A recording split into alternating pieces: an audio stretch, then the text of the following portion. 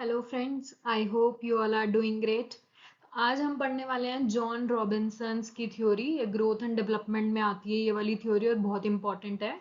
इसके अंदर आप लोगों ने अगर रीड करी है तो ये गोल्डन एज क्या होता है, गोल्डन एज एक्यूमुलेशन क्या होता है, ये कॉन्सेप्ट्स आते हैं जो जॉन रॉबिन्सन ने दिए थे। तो आज इसके बारे में हम डिटेल में पढ़ेंगे कि इनका क्या कहना था। So let's get started.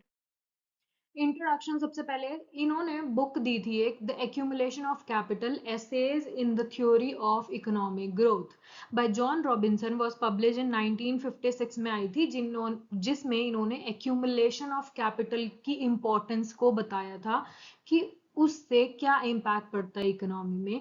ये बुक एक्सप्लोर कर रही थी रॉबिन्सन के perspective on economic growth, delving into how capital accumulation, the process of increasing the stock of productive capital, drives growth in both developing or developed economies. Capital accumulation का मतलब होता है कि जैसे हम कहते हैं ना, इन्वेस्टमेंट करना, कि हमने प्लांट खरीद लिया, मशीनरी खरीद ली, तो वही चीज़ है कैपिटल एक्यूमुलेशन। तो इन्होंने जो एम्फेसाइज किया था अपनी ग्रोथ थ्योरी में वो था कैपिटल एक्यूमुलेशन पे, कि उन्होंने बताया कि अगर आपका stock of productive capital increase होता है तो उससे डेवलपिंग और डेवलप्ड इकोनॉमी में कैसे ग्रोथ आती है। इन दिस वर्क रॉबिन्सन ने इंटीग्रेट किया था क्लासिकल इकोनॉमिक्स को और केन्शियन इकोनॉमिक्स को, एंड इन्होंने एक यूनिक पर्सपेक्टिव बताया था कि क्या एक यूनिक इंपॉर्टेंस है इनकम डिस्ट्रीब्यूशन की और लेबर के डायनामिक्स की। इनकम डिस्ट्रीब्यूशन मतलब पूरी इकोनॉमी के इनकम को हम कैसे डिस्ट्रीब्यूट करते हैं अमंग कैपिटलिस्ट और लेबर का डायनेमिक्स ज्यादा हायर करना, कम हायर करना, उससे क्या इंपैक्ट होता है। तो इन्होंने क्लासिकल और केन्स दोनों को यूज किया था, दोनों को इंटीग्रेट किया था अपने मॉडल में। जॉन रॉबिन्सन ओरिजिनली डेवलप किया था वर्बल टर्म्स में, इन्होंने बताया था highlighting how rising population in growing economies create challenges. इनका ये कहना था कि पॉपुलेशन जब ग्रो करती है ना तो वो चैलेंजेस को क्रिएट करती है और वो हमें प्रेशराइज करती है कि हम ज्यादा प्लांट खरीद लें, मशीनरी खरीद लें, मतलब कैपिटल एक्यूमुलेशन पे प्रेशराइज करती है जब किसी भी इकोनॉमी में पॉपुलेशन की ग्रोथ बढ़ती जाती है। इन्होंने वर्बल टर्म्स में कहा था, लेकिन बाद में इकोनॉमिस्ट केनेथ के करिहरा ने ट्रांसलेट कर दिया था इनके आइडियाज को एक मैथमेटिकल फ्रेमवर्क में, giving us a clear analytical view on how population या capital interact करते हैं ग्रोथ के प्रोसेस में। तो इन्होंने बुक लिखी थी जिसमें इन्होंने वर्बल टर्म्स में कहा था, लेकिन इस चीज को मैथमेटिकली प्रूव जो ट्रांसलेट किया था वो केनेथ के कुरेहरा ने। अब बात करते हैं, इन्होंने ना मेन दो फंडामेंटल प्रोपोजिशन की बात करी थी अपने मॉडल में। पहला जॉन रॉबिन्सन ने कहा था कि कैपिटल फॉर्मेशन डिपेंड करता है कि आप इनकम का डिस्ट्रीब्यूशन कैसे कर रहे हो। अकॉर्डिंग टू जॉन रॉबिन्सन, या तो इनकम लेबर के पास जाएगी या कैपिटलिस्ट के पास जाएगी। अब अगर इन दोनों के बीच में मिसमैच होता है कि ज्यादा लेट से कैपिटलिस्ट के पास है तो भी अच्छा नहीं होगा, ज्यादा अगर लेबर के पास है तो भी अच्छा नहीं होगा। तो इसीलिए जो कैपिटल फॉर्मेशन है वो डिपेंड करता है कि कितना एक इकोनॉमी फॉर्म कर पाएगी, कैपिटल में इन्वेस्ट कर पाएगी, वो डिपेंड करता है आप इनकम को कैसे डिस्ट्रीब्यूट कर रहे हो। इसमें दो सिनेरियो ले लेते हैं। लेट से कि ज्यादा पैसा इकोनॉमी में कैपिटलिस्ट के पास है, जब कैपिटलिस्ट के पास ज्यादा है तो उनका तो प्रॉफिट बढ़ जाएगा, तो वो ज्यादा प्लांट मशीनरी कैपिटल एक्यूमुलेशन में वो खर्चा भी ज्यादा कर लेंगे क्योंकि उनके पास पैसा ज्यादा है। अब इससे क्या होगा, उनका आउटपुट भी बढ़ जाएगा, ठीक है। लेकिन क्या इसके कॉरेस्पॉन्डिंग आप ये कह सकते हो आउटपुट बढ़ने से इनका सेल भी बढ़ जाएगा? क्या ये होगा? It is not necessary. क्यों? क्योंकि लोगों के पास जो डिमांड कर रहे हैं उनके पास इतना पैसा ही नहीं है, तो यहां पर प्रॉब्लम एग्जिस्ट हो जाती है। On the other hand let's say कि लेबर के पास ज्यादा पैसा है। अगर लेबर के पास ज्यादा पैसा है, ठीक है, तो यहाँ पे कंजम्पशन ज्यादा हो रही है, हाई कंजम्पशन, लेकिन कंजम्पशन को इन्वेस्टमेंट मीट ही नहीं कर पा रही है। अब कैपिटलिस्ट के पास इतना पैसा ही नहीं है कि जितने लोग खाने वाले हैं उनको हम खिला सकें, तो वो भी एक मतलब मिसमैच हो जाता है। तो इसीलिए ये कह रहे हैं कि कैपिटल एक्यूमुलेशन डिपेंड करता है आपने इनकम इकोनॉमी में कैसे डिस्ट्रीब्यूट कर रखी है अमंग लेबर और कैपिटलिस्ट। दूसरा प्रपोजिशन यहाँ पे आता है the rate at which labour is utilised. किस रेट से आप लेबर को एम्प्लॉय कर रहे हो, यूटिलाइज कर रहे हो, वो डिपेंड करता है कि आपके पास कैपिटल कितना है और लेबर कितना है।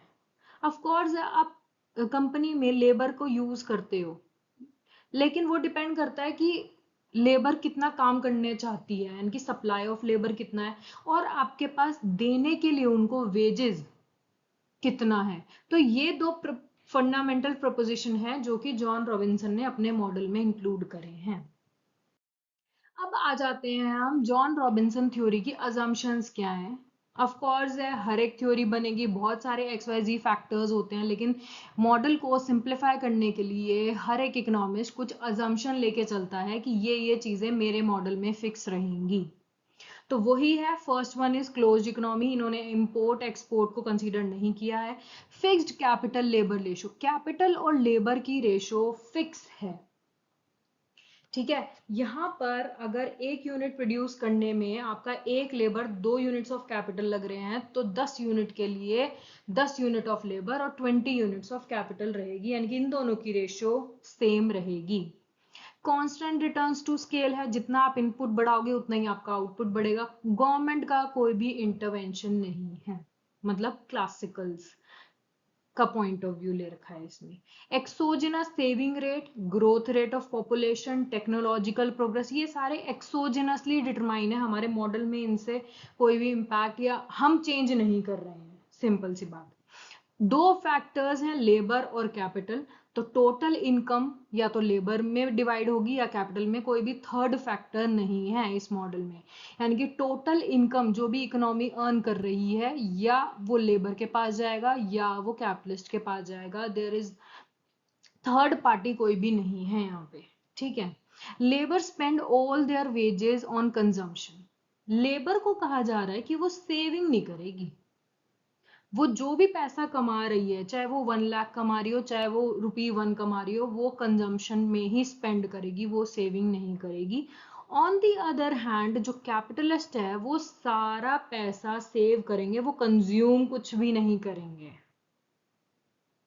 तो ये अपोजिट इन्होंने एज्यूम कर रखा है कि लेबर जो है वो सारा ही कंज्यूम करेगी और कैपिटलिस्ट जो है वो सारा ही सेव करेगा और सेव करने के बाद वो उसको इन्वेस्ट कर देगा, ठीक है। तो capitalist consume nothing but save and invest their income for capital accumulation, यानी कि और प्लांट मशीनरी ये खरीदने में वो स्पेंड करेगा। नो लेबर स्कार्सिटी, लेबर की कोई भी कमी नहीं है, जितना कैपिटलिस्ट लेबर हायर करना चाहता है वो कर सकता है। ओके, ये थी बेसिक अजम्पशंस। अब आ जाते हैं कि कैसे रॉबिन्सन को हम कह रहे हैं कि वो इंटीग्रेट कर रहा है क्लासिकल मॉडल को भी और केन्स की इन्वेस्टमेंट को भी। तो क्लासिकल इकोनॉमिक्स में ये कहा गया है, lot of focus is on how income is divided between different groups in society, specially workers और कैपिटलिस्ट में कैसे इनकम को डिस्ट्रीब्यूट किया गया, ये हमने क्लासिकल्स में पढ़ा था। तो रॉबिन्सन ने इसी क्लासिकल थ्योरी को यूज करके कहा है कि ग्रोथ जो है ना वो भी इनकम डिस्ट्रीब्यूशन पे डिपेंड करती है, इन दोनों में कितना इनकम डिस्ट्रीब्यूशन। जो हमने दो प्रपोजिशन पढ़े उनमें पहला यही तो था, इनकम डिस्ट्रीब्यूशन। तो इनकम मेथड क्लासिकल क्या कहते हैं, जितना हम पे करेंगे उतनी ही डिमांड होगी, यानी कि supply creates its own demand. तो सप्लाई मतलब जितना हम इनकम लोगों को देंगे जब भी डिमांड क्रिएट होगी। तो ये जो था ये क्लासिकल का पॉइंट ऑफ व्यू था, इसमें हम इनकम डिस्ट्रीब्यूशन को कंसीडर करते हैं जो कि क्लासिकल पर्सपेक्टिव शो करता है, ठीक है। On the other hand Keynes economy emphasise करता है इन्वेस्टमेंट में, कि कितना हम नई फैक्ट्रीज मशीनरी में स्पेंड करेंगे, और सेविंग एक क्रूशियल मानी जाती है इकोनॉमिक ग्रोथ के लिए। सो दे ड्राइव डिमांड, तो यहाँ पर डिमांड देखा गया है, यहाँ पे सप्लाई देखी गई है। तो इन दोनों को इंटीग्रेट करके रॉबिन्सन ने इन क्लासिकल और केन्स दोनों के पर्सपेक्टिव को अपने मॉडल में कंसीडर किया है। आगे चलते हैं। Knife edge equilibrium and John Robinson. Knife edge equilibrium हमने हैरोडामर मॉडल में पढ़ा था।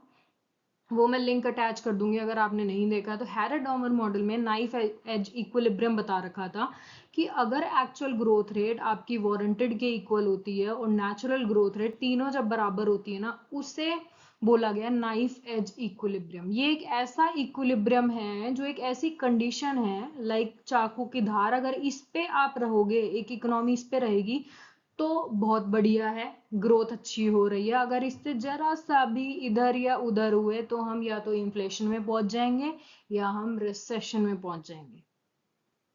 इसके बारे में जॉन रॉबिन्सन का क्या कहना था? जॉन रॉबिन्सन का एक क्रिटिकल व्यू था नाइफ एज इक्विलिब्रियम के ऊपर, जो कि हैरेडॉमर मॉडल में गिवन था, हमें दिया गया था। In this model the idea of knife edge equilibrium ये सजेस्ट करता था कि there is very precise growth rate, जहां पर आपका ग्रोथ ऑफ कैपिटल, लेबर और आउटपुट तीनों परफेक्टली मैच हो रहे हैं। उन्हें हैरेडॉमर मॉडल में कहा था नाइफ एज इक्विलिब्रियम। ठीक है, कि एक इकोनॉमी को अगर स्टेडली ग्रोथ करनी है तो उन्हें ग्रोथ रेट ऑफ कैपिटल, जितना कैपिटल का ग्रोथ रेट हो रहा है उतना ही लेबर का होना चाहिए, उतना ही आउटपुट का होना चाहिए। अगर ये तीनों बराबर आ गए तो एक इकोनॉमी एक स्टेडी ग्रोथ रेट में चलेगी, एज पर हैरेडॉमर। उन्होंने इसी चीज को बोला नाइफ एज इक्विलिब्रियम। ठीक है, और अगर growth वीयर्स of even slightly from this narrow point, अगर इस स्टेडी ग्रोथ रेट से अगर कुछ भी इधर उधर होता है तो इकोनॉमी या तो रिसेशन में पहुंच जाएगी या ओवरहीट यानी कि इनस्टेबिलिटी आ जाएगी। ये दिखा रहा है हमें कि हैरेडॉमर ने क्या कहा था। अब जॉन रॉबिन्सन का कहना था कि ये जो नाइफ एज जो कॉन्सेप्ट है ना, वो बहुत अनरियलिस्टिक है और बहुत रिजिड है। अगर हम रियल वर्ल्ड इकोनॉमीज में देखें, कि आप कैसे कह सकते हो कि एक इकोनॉमी एक ही पॉइंट पर चलती रहेगी जहां पर आपका ग्रोथ रेट कैपिटल का, लेबर का और आउटपुट का बिल्कुल एग्जैक्टली मैच हो। ये तो बहुत अनरियलिस्टिक पिक्चर है। तो इन्होंने ये कहा कि economy would rarely achieve and maintain such a precise, जो आप बैलेंस कह रहे हो ना, ये तो बहुत ही मुश्किल है एक रियल वर्ल्ड में अगर हम देखें कि मेंटेन करने को। तो इसीलिए इन्होंने नाइफ एज को थोड़ा सा मूव ऑन करके उसके आगे इंट्रोड्यूस करा खुद का कॉन्सेप्ट, जिसे हम कहते हैं गोल्डन एज एक्यूमुलेशन। ठीक है, अब इसका क्या मतलब है? गोल्डन एज एक्यूमुलेशन क्या है?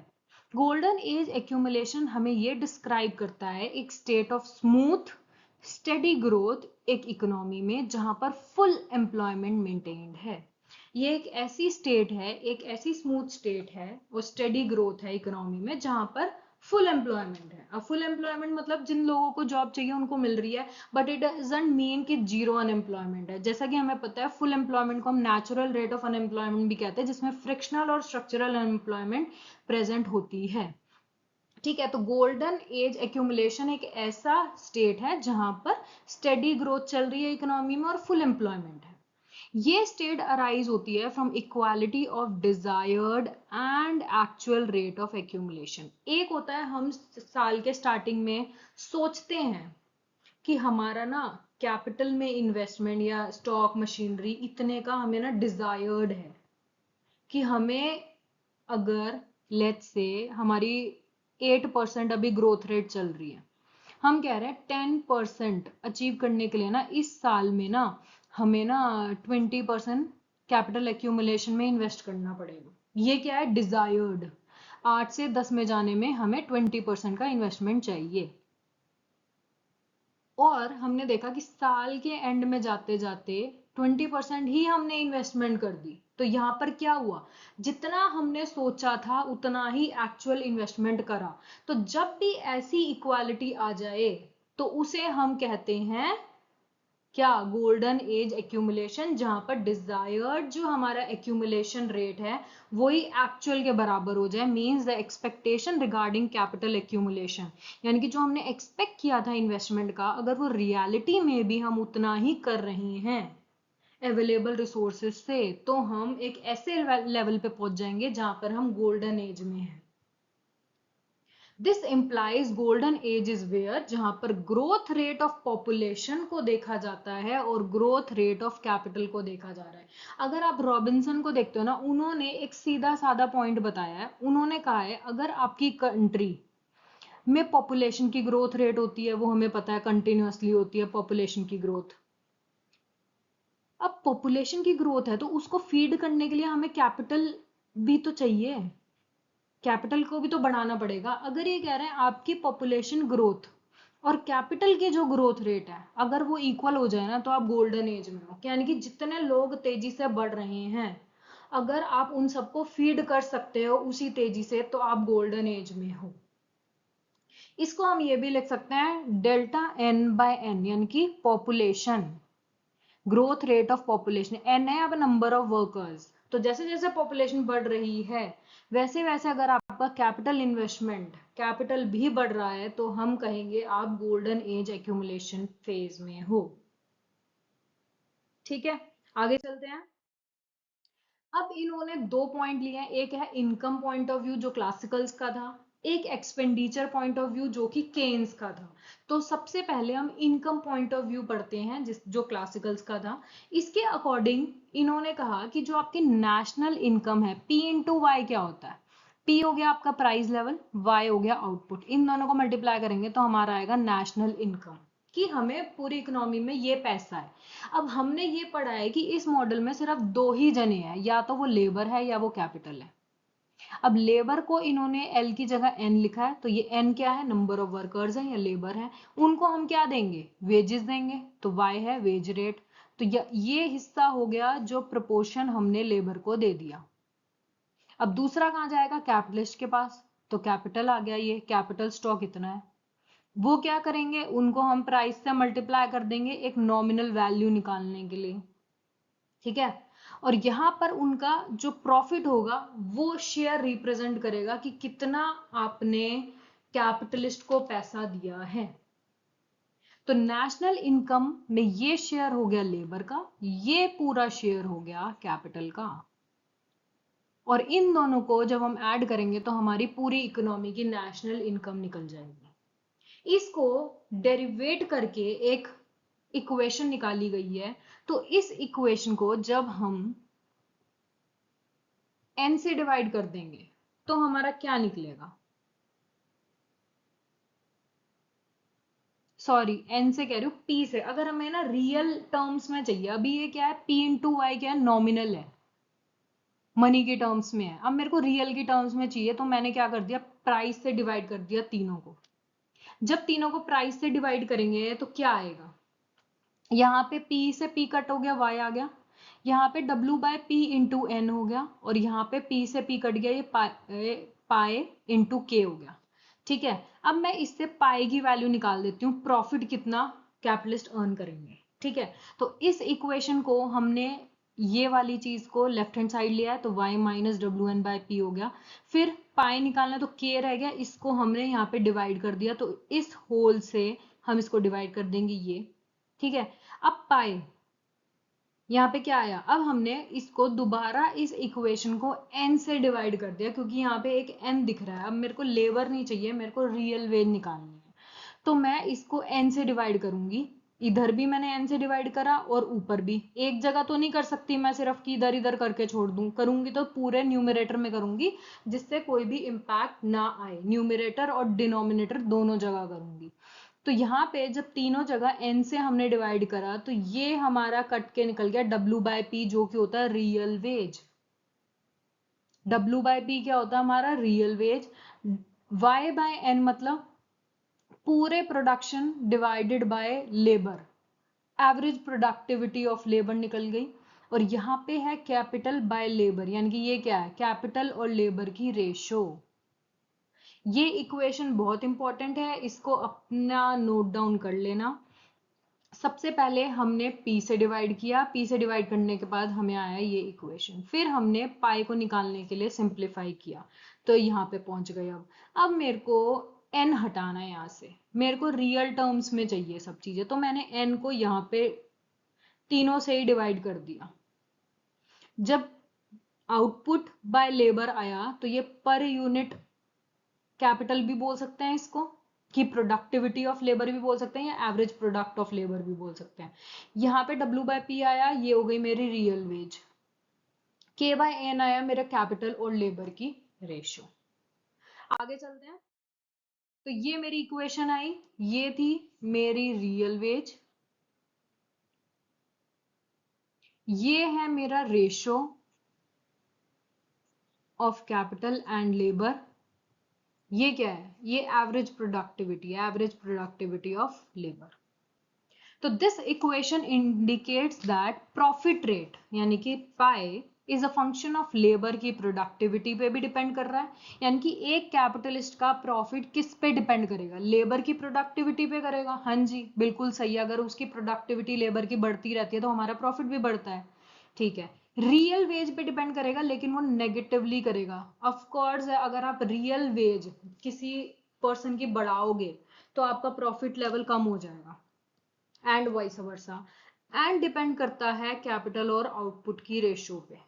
जितना ज्यादा आप कैपिटल ज्यादा इन वो मान लो ये रेशियो आप बढ़ा रहे हो, इसका मतलब कैपिटल पर लेबर पे आप कैपिटल अगर ज्यादा यूज कर रहे हो तो आपका प्रॉफिट रेट कम हो जाएगा। तो ऐसे आप लिंक निकाल सकते हो कि एक फैक्टर बढ़ने से दूसरे पे प्रॉफिट रेट पे क्या इंपैक्ट पड़ेगा। तो ये हमारी इक्वेशन आई इनकम मेथड से। अब चलते हैं एक्सपेंडिचर पॉइंट ऑफ व्यू से। एक्सपेंडिचर में हमें पता है y equal to C plus I है, यहाँ पे गवर्नमेंट का इंटरवेंशन नहीं है, ये हमने पढ़ा था अजम्पशंस में। सेकंड हमने पढ़ा था क्लोज्ड इकोनॉमी है तो एक्सपोर्ट इंपोर्ट हम लेंगे नहीं, तो y equals to C plus I R. अब हमें पता है इक्विलिब्रियम में जितना सेव करते हैं उतना ही इन्वेस्टमेंट होता है। तो but it assume that labour तो सेव कर नहीं रही और कैपिटलिस्ट कंज्यूम कुछ नहीं कर रहा। तो इसका मतलब है जितना भी कैपिटलिस्ट सेव करेगा वो सारा उसका क्या होगा, इन्वेस्टमेंट होगा और वो प्रॉफिट अर्न करेगा उससे। तो सेविंग क्या हुई, प्रॉफिट के इक्वल। प्रॉफिट क्या है आपका, जितना भी आप कैपिटल इन्वेस्ट करोगे उसका एक कुछ रेट पाए वो आपका प्रॉफिट रिप्रेजेंट करेगा। ठीक है, अब S इजिकल टू आई होता है। आई हमें पता है क्या होता है, इन्वेस्टमेंट क्या होता है, जितना आप capital stock year by year change करते हो वो हमें दिखाता है। जैसे कैपिटल मैंने इस साल 10 लाख स्पेंड किया, अगले साल मैंने 12 लाख स्पेंड किया, तो मेरा आप कहोगे इन्वेस्टमेंट कितना है, तो 12 माइनस 10 2 लाख का बोला जाएगा। तो वही चीज है, इन्वेस्टमेंट होता है चेंज इन कैपिटल स्टॉक। अब S इजिकल टू आई होता है तो हम इस दोनों को इक्वेट कर सकते हैं कि पाई के इजिकल्स टू डेल्टा के। अब प्रॉफिट यहां से निकालोगे तो कितना निकलेगा, डेल्टा के बाय के, यानी कि ग्रोथ रेट ऑफ कैपिटल। आपका जो प्रॉफिट है, एक फर्म का जो प्रॉफिट है या कैपिटलिस्ट का जो प्रॉफिट है वो डिपेंड करेगा आपके ग्रोथ रेट ऑफ कैपिटल पे, कि आप कैपिटल को कितना ग्रोथ कर रहे हो year by year. So for the economy to be equilibrium में होने के लिए प्रॉफिट हमें ये होता है और इट इज अचीव्ड। प्रॉफिट तो हमने पढ़ लिया, डेल्टा के बाय के होता है, and it is achieved when y by n और दिस इज ग्रेटर देन 0। ये पॉजिटिव कब होगा कैपिटल स्टॉक, जब आपकी प्रोडक्टिविटी और रियल वेज इनका डिफरेंस आपका पॉजिटिव होगा। इट मींस लेबर की जो प्रोडक्टिविटी है वो अगर उसके रियल वेज से ज्यादा है तभी तो एक कैपिटलिस्ट प्रॉफिट अर्न कर पाएगा। अगर मैं एक लेबर को वेज दे रही हूं 10,000, ये नॉमिनल है, 10,000 वेज दे रही हूं, अगर वो मेरे को 10,000 से ज्यादा की प्रोडक्टिविटी देगा तभी तो मैं उसे हायर करूंगी, या तभी तो मैं कह सकती हूँ कि एक फर्म प्रॉफिट अर्न कर रहा है। तो इसीलिए ये कह रहे हैं कि प्रॉफिट डिपेंड करता है कैपिटल स्टॉक पे, नो डाउट, लेकिन ये तभी अचीव होगा जब लेबर की प्रोडक्टिविटी यानी कि लेबर जो आपको कमा के दे रही है वो ज्यादा है उसकी रियल वेज से जो आप उसे दे रहे हो। ओके, आगे। अब हम आ जाते हैं इसके ग्राफिकल रिप्रेजेंटेशन पे। तो ग्राफ अगर आप जॉन रॉबिन्सन का देखोगे तो कुछ ऐसा दिखता है। इसमें एक्स एक्सिस है जिसमें कैपिटल लेबर रेशियो शो हो रही है फर्स्ट क्वाड्रेंट में, मतलब जीरो से जो राइट हैंड साइड है ये हमारा दिखा रहा है कैपिटल लेबर की रेशियो, और लेफ्ट हैंड साइड है पॉपुलेशन की ग्रोथ रेट। वर्टिकल एक्सिस है हमारा आउटपुट पर वर्कर कह सकते हो आप, या per unit of output, and wage rate, labour को कितना वेजेस मिल रहा है वो। ठीक है, अब ये जो एनटी है ये हमारी है पॉपुलेशन की ग्रोथ कैसे हो रही है।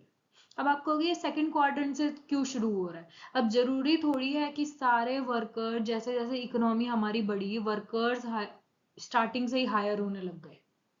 जब कैपिटलिस्ट कोई फर्म खोलेगा उसके बाद ही तो लेबर हायर करेंगे। तो यहाँ पर जब कैपिटल लेबर रेशो W है, तो इसका मतलब है यहाँ से फैक्ट्रीज बन गई है और अब वो लेबर को हायर कर रही है। लेकिन उससे पहले अगर हम देखें, लेबर की ग्रोथ रेट तो कंटिन्यूअसली चल रही थी ना, तो इसीलिए ये अपवर्ड स्लोपिंग स्ट्रेट लाइन है एनटी, जो हमें दिखा रहा है लेबर की ग्रोथ रेट। ओपी हमारी प्रोडक्शन या आउटपुट की ग्रोथ रेट, जो हम टीपी कर्व बनते हैं तो वही है, OP is our production function.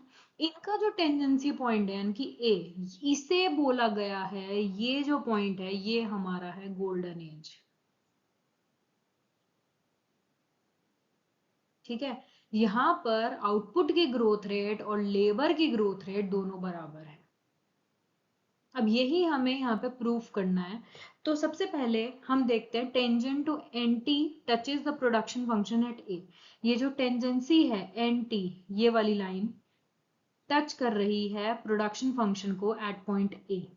Vertical axis हमारी W है, वर्टिकल एक्सिस यानी कि वेज रेट, ये W है।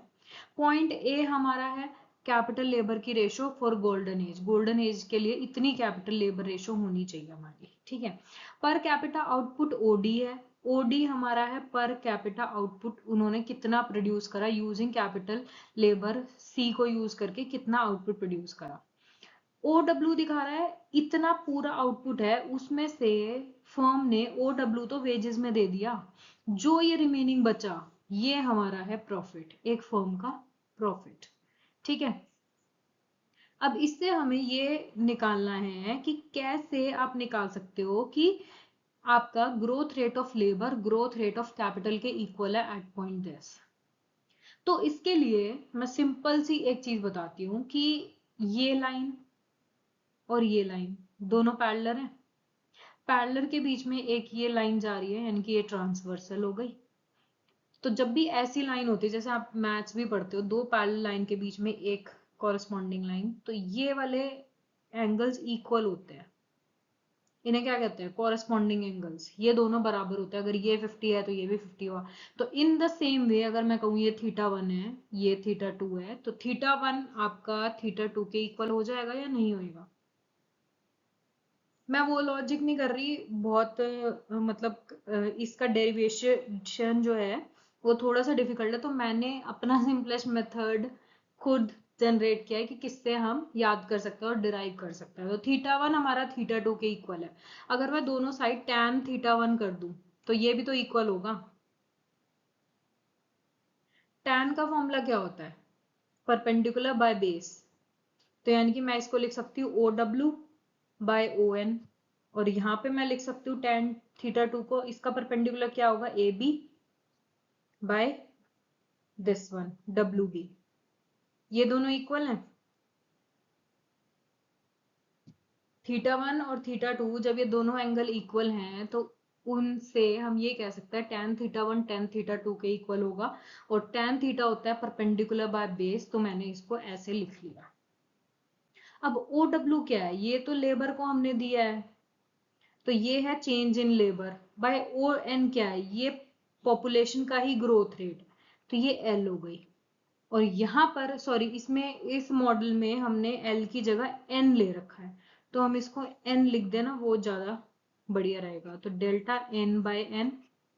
यहाँ पे AB क्या है, यही चीज है, ये दोनों बराबर हैं, तो ये तो कैपिटलिस्ट के पास गया है तो ये चेंज इन कैपिटल हुआ। और ये क्या है, ये है कैपिटल, तो इसको हम K लिख सकते हैं, इससे आगे derive. Growth rate of capital growth rate of labour के इक्वल है, और इससे हम ये कह सकते हैं कि ये गोल्डन एज है, क्योंकि इस पॉइंट पे हमारे दोनों ट्रायंगल ये जो हैं ये सिमिलर भी हैं, और यहां से जब हमने निकाला तो हमारा ग्रोथ रेट दोनों का बराबर निकला। इसको हम वैसे भी देख सकते हैं कि A B by D B W जब आप निकालोगे, A B by B W slope क्या होता है, delta Y by delta X. तो इससे हम लिख सकते हैं ये डी डब्ल्यू क्या है, डेल्टा के। डब्ल्यू बी क्या है, नीचे कैपिटल लेबर रेशो है तो कैपिटल का रेशो होगा।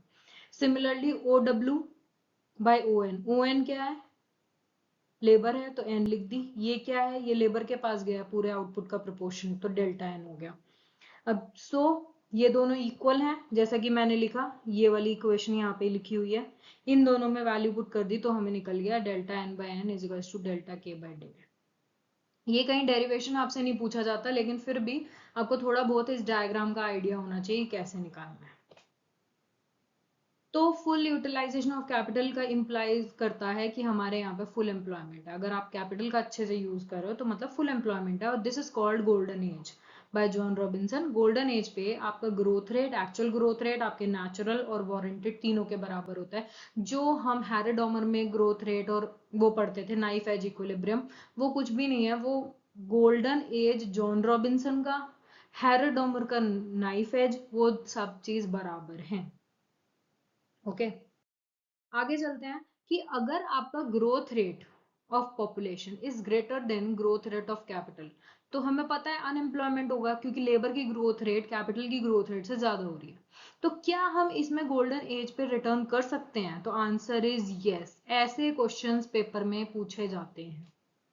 ठीक है, तो हम कहेंगे अगर पॉपुलेशन की ग्रोथ रेट कैपिटल की ग्रोथ रेट से ज्यादा है तो क्या हम गोल्डन एज पे पहुंच सकते हैं? हाँ, पहुंच सकते हैं। कैसे? जब लेबर की सप्लाई ज्यादा है तो एक्सेस सप्लाई ऑफ लेबर होगी। लेबर की सप्लाई ज्यादा है तो आपको डिक्रीज इन मनी वेज कर देंगे। अब फर्म्स को दिख रहा है कि भाई लेबर तो बहुत ज्यादा अवेलेबल है, हम एक हायर करने वाले होते हैं तो उसके लिए 50 लोग अप्लाई कर देते हैं, तो वो क्या करेंगे, हम मनी वेज ही कम कर देंगे। अब हम लेबर ही सस्ती लेबर लेंगे ना, फिर कम पैसे देंगे, उसमें भी हायर हो जाएंगे, बंदे तो अनएम्प्लॉयड हैं ही, तो मनी वेज कम हो गया। लेट से पी रिमेन्स कांस्टेंट, मान लो जो फर्म्स गुड को बेच रही है उसका प्राइस उन्होंने चेंज नहीं करा, उन्होंने लेबर के वेजेस तो चेंज कर दिए, प्राइस सेम है।